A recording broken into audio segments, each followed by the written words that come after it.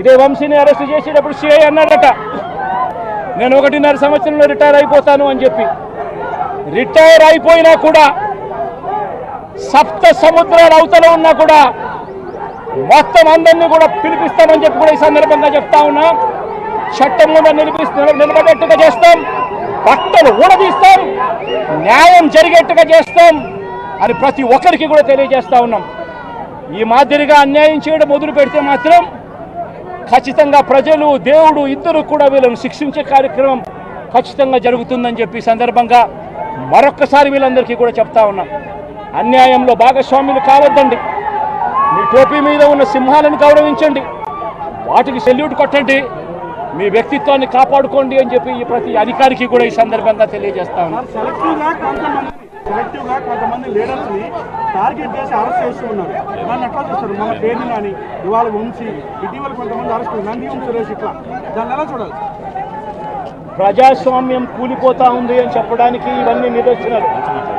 ప్రతి case illegal కేసే, ప్రతి కేసులోనూ కూడా వీళ్ళే బెదిరిస్తూ ఉన్నారు, అవతలుడు బెదిరిస్తూ ఉన్నాడు అని చెప్పి వీళ్ళే కేసులు పెడతా ఉన్నారు. అసలు బెదిరించేది ఎవరిని బెదిరిస్తూ ఉన్నారు? ప్రతి విషయంలోనూ వీళ్ళే. పారిశ్రామికవేత్తలను వదలడం లేదు, రాజకీయ నాయకులను వదిలిపెట్టడం లేదు, ప్రతి ఒక్కరిని కూడా వీళ్ళే బెదిరిస్తూ ఉన్నారు, అవతలను బెదిరించినాడు అని చెప్పి మళ్ళీ ఎదురు కేసులు పెడతా ఉన్నారు. ఇవన్నీ ఊరికే పోవు, ఇవన్నీ కూడా మళ్ళీ వీళ్ళకు చుట్టుకుంటాయి. చుట్టుకున్నప్పుడు వీళ్ళ పరిస్థితి అతి దారుణంగా తయారవుతుంది అని మాత్రం ఖచ్చితంగా చెప్తా ఉన్నాను.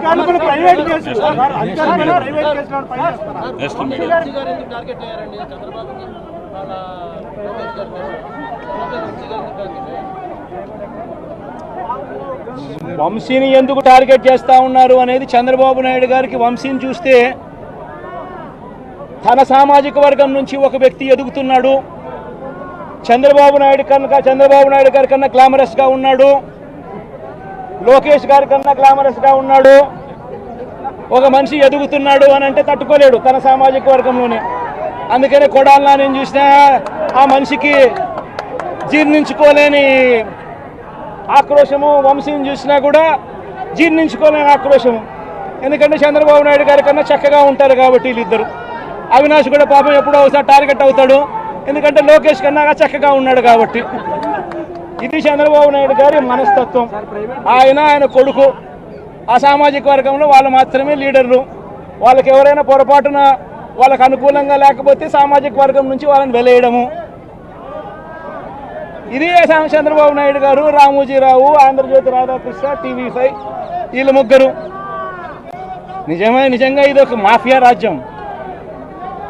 చంద్రబాబు నాయుడు అనే వ్యక్తిని ముఖ్యమంత్రిగా చేయడం కోసం, చంద్రబాబు నాయుడు అనే వ్యక్తికి ఓట్లు వేయించడం కోసం ఒక మాఫియా సామ్రాజ్యం వీళ్ళంతా.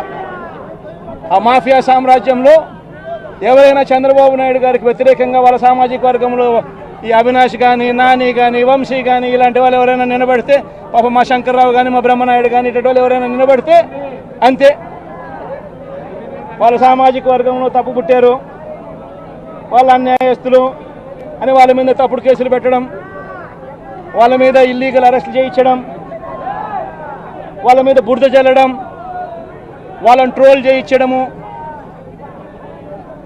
ఇవన్నీ కూడా చంద్రబాబు నాయుడు గారి నైజం, లోకేష్ గారి నైజం చూపిస్తుంది. ఇవన్నీ కూడా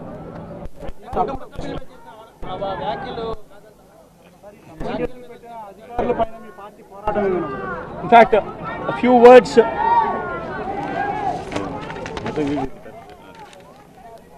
for the national media. Right కొత్త అడుగుతాం సపరేట్గా ఉన్నారు.